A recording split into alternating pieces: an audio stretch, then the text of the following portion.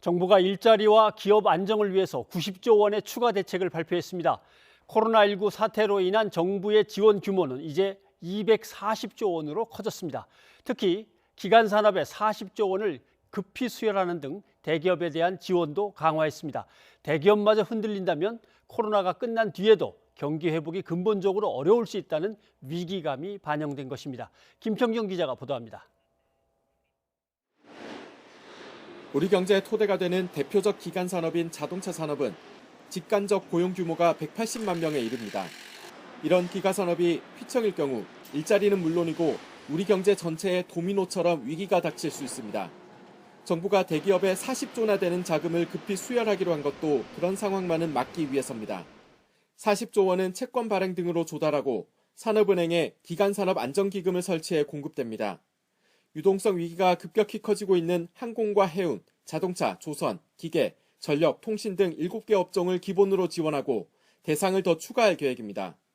기금은 5년간 한시적으로 운용되고 자금 지원 신청은 원칙적으로 법 시행 후 1년 동안 가능합니다. 다만 대기업 특혜 논란을 막기 위해 고용 안정과 도덕적 해이 방지, 그리고 정상화 이후의 이익을 정부와 공유하는 등의 조건을 전제로 할 방침입니다.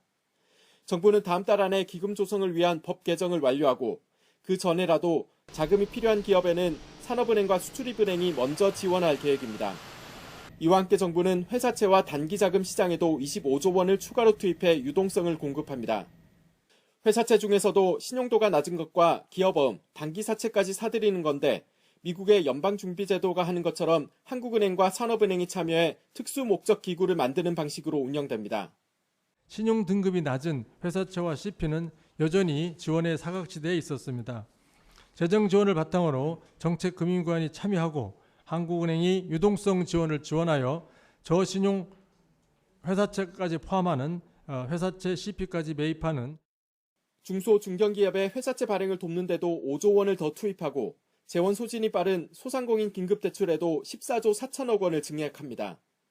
정부는 문 대통령이 주재해온 비상경제회의를 홍남기 부총리를 본부장으로 하는 비상경제중앙대책본부로 전환해 매주 목요일 개최하기로 했습니다.